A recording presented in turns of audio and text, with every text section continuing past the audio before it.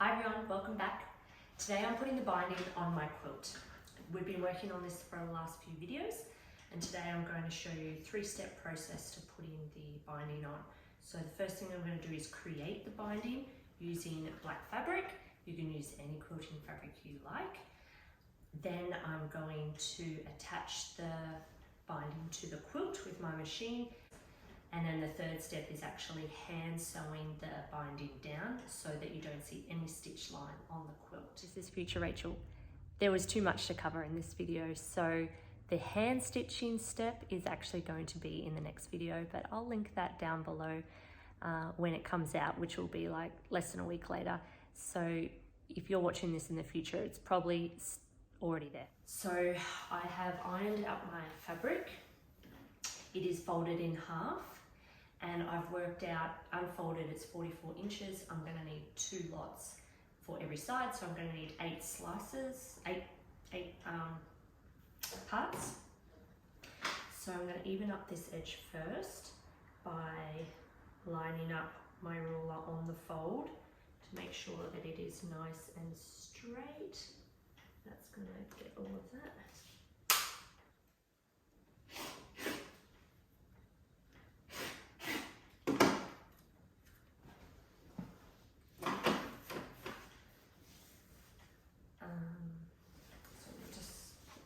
Side.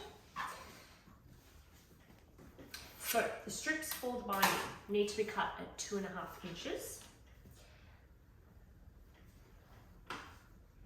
This is the same method I've used right from the start of my quilting career.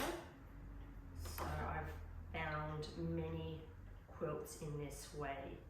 So using my ruler, the folded edge is now on this side, so I could even line that up there. I've got a half on this ruler plus the 2 inches, holding down nice and firm. Slice, slice. So I end up with a 2.5 inch strip. So I'm going to make 8 of those.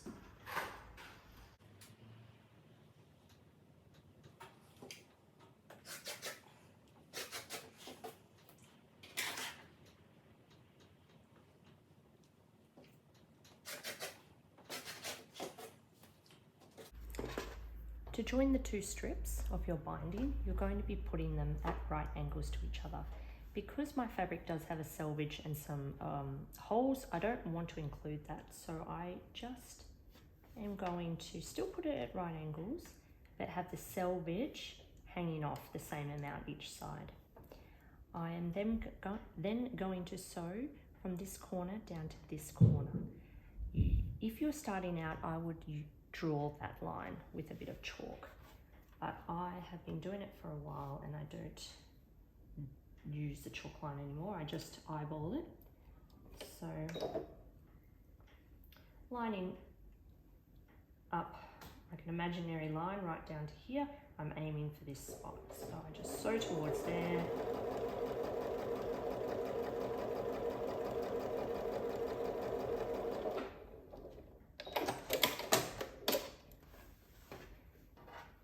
I'll cut this excess off.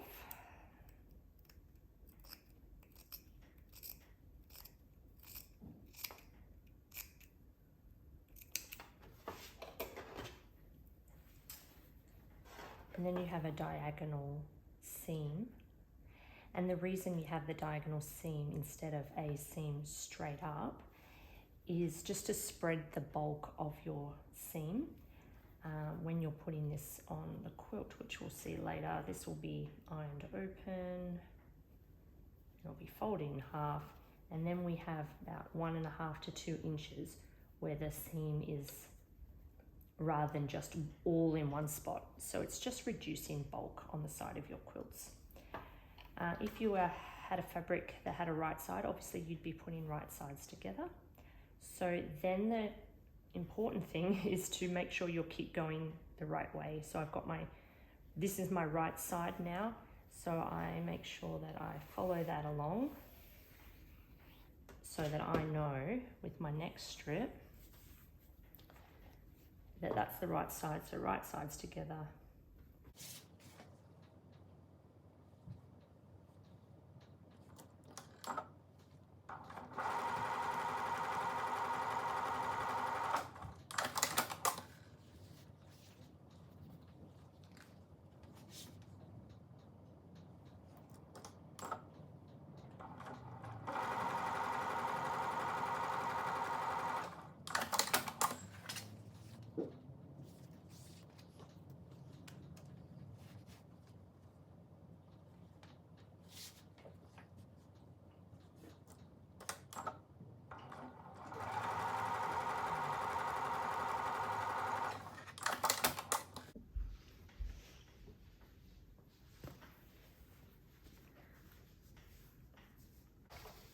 Okay, as I said at the machine, we will be pressing the seams we just created open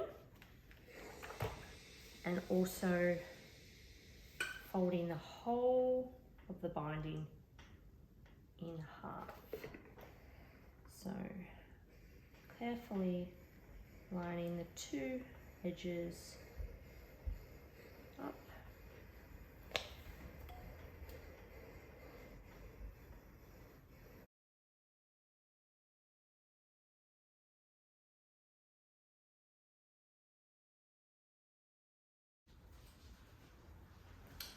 Okay, before I can attach my binding, I need to trim up my quilt because at the moment it still is looking like this with the batting and the backing. I have stitched a line all along the edge of my quilt, about less than 1/4 of an inch. Definitely less than that because that's what the seam of our binding will be. Actually, I'll start at this end. So one of the main things when trimming your quilt that you want to make sure you're doing is having beautiful right angle corners. So with your ruler, you will be lining up the basic edge. So it is highly unlikely that your quilt is going to be perfectly straight. So as I'm looking at this now, I do it best fit, but I mean, the quilt is coming out here, but it's not in other places. Just do your best to make it as straight as you can.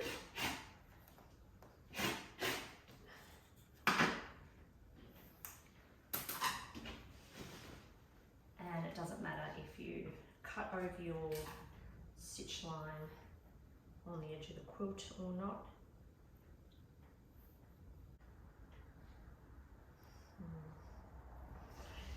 Yeah, not straight. That's okay, because quilts aren't perfect, and that's why we like them.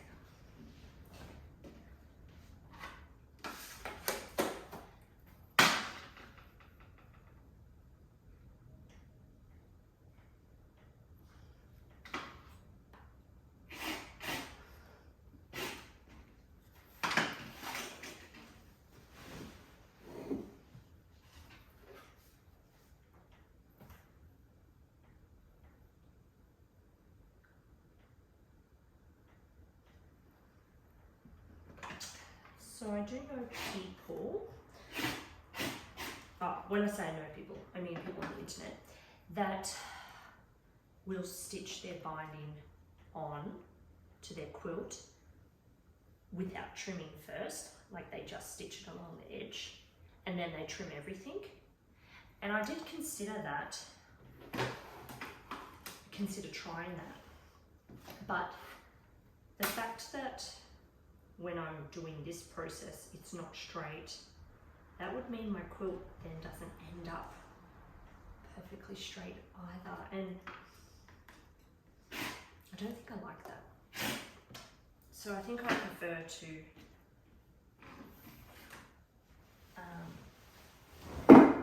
trim all the quilt first before putting the binding on.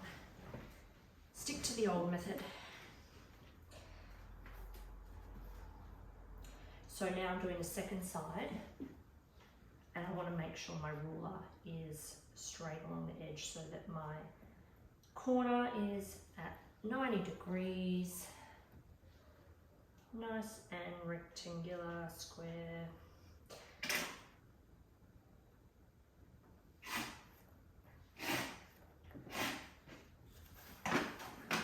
This quilt is for my son. He goes for the Collingwood Magpies, which is an Australian AFL team, and their colours are black and white. That's why I've made him a black and white quilt. And as I've explained in previous videos, he is currently in a king single. He's 13. However, I've made a queen just so that it will last longer into his life if and when he goes into a queen bed. He'll be able to hang on to it for longer. That's why I've made a queen.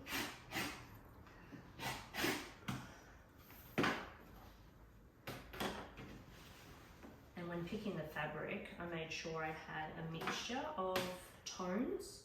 So from really dark, real black to really dark black, through to a middle colour in this check and probably this dot as well, and then to white with the little crosses. I've got Donny paws. Yeah, there is also some fabric that has some writing on it. So getting a range of tones from white, dark to light. Always important for this quilt. Okay, and that's the last bit. So that is now ready to pop our binding on. Okay, silly me, I didn't actually press record when I was starting this process. I have already popped my binding on one side and done one corner, so I'll have to re-show you how to do that. Just leave some spare so that you can join when you get back to the start.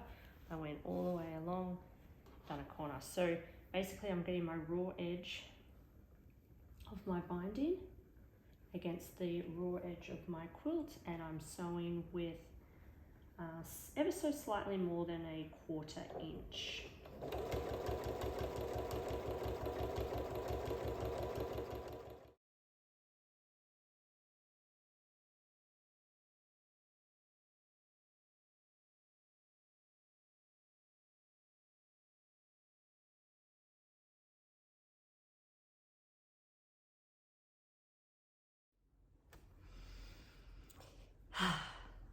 I'm getting a bit frustrated filming this part. I've tried to show you a mitered corner 3 times now, and every time has stuffed up. The first corner I came to, I filmed, but I actually hadn't pressed record, so it didn't film. The second corner I came to, I filmed and I rewatched it, and like my hand is in the way and you can't see what I'm doing. The third corner I came to, I was filming and it ran out of bobbin thread, so I had to redo that. And then I'm trying to fix it up, and my binding is in this giant ball of mess, and it was all stuck together, and that wasn't working very well. And then I had a rant and I was trying to tell you what was happening, but I just angled on what I thought was my face, but it was actually just my chest. So yeah, going beautifully. Almost ready to give up. However, we have one more corner to go. So fingers crossed this is the corner that I can teach you how to do a mitered corner. Okay, 4th time lucky. Sew until you get to 1/4 inch away from the end. And do a few back stitches. Take it off. Flip your quilt.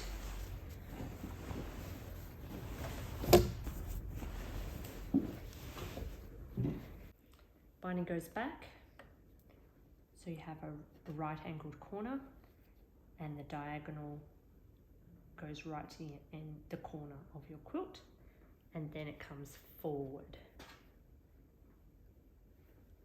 so that the fold is in line with the end of your quilt, and the fold coming forward is sitting right on the fold going back.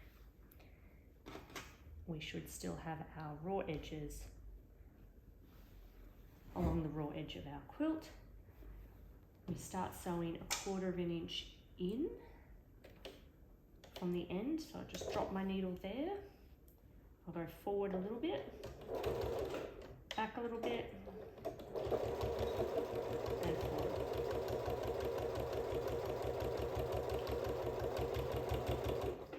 Okay, when we go to hand sew, I'll show you how that looks.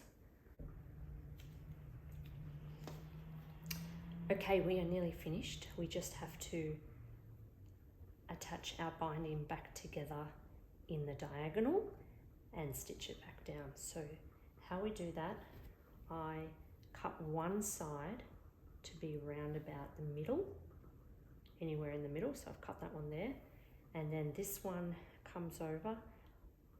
Because I've cut 2.5 inch strips, I measure from where that one was laid down.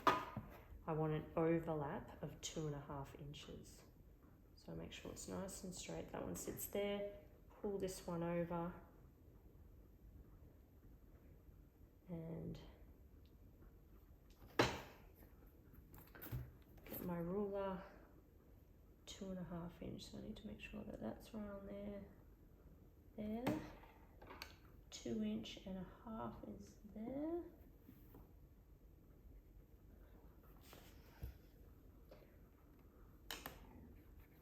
So we can just draw a line with the chalk.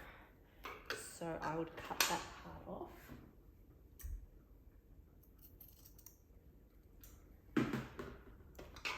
So now we have a 2.5 inch overlap. So that much is overlapped and it's in the middle of where I want to go. So I have plenty of room to maneuver.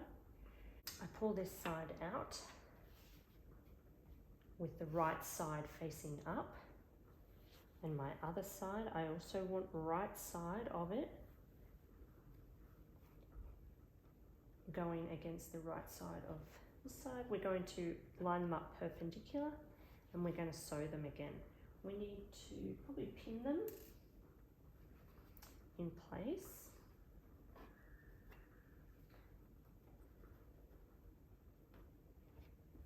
And draw a line. We're actually going to sew, now this is the important part, not to sew them the wrong way, not from the inside corner to the outside corner, but from the side corners.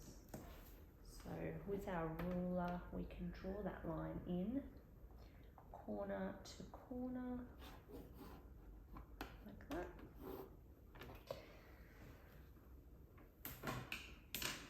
Okay, so we sew that, we've got both our right sides of our binding together. We have it as at a perpendicular to each other.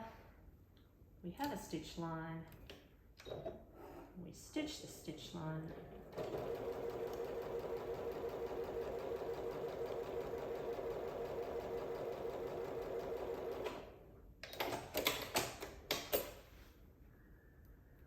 We take our pins out. Before we trim it, let's just check that it's worked out. Oh, look at that. Okay, so that will then sit like that, see? Perfect. So it is right. Let's snip this part off.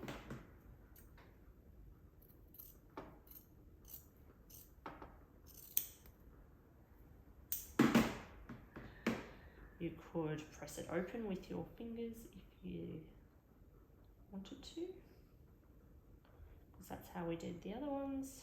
Now, when we have our quilt stretched out, that is perfect. So we just now need to continue our stitch line from there to there, overlapping where we were already stitching.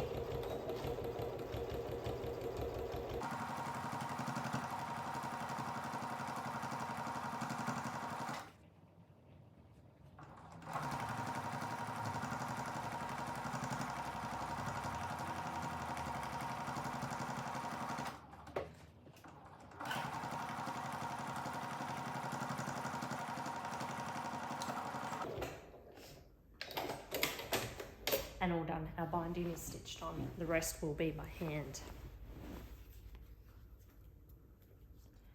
All right, we got there in the end. Our binding is on.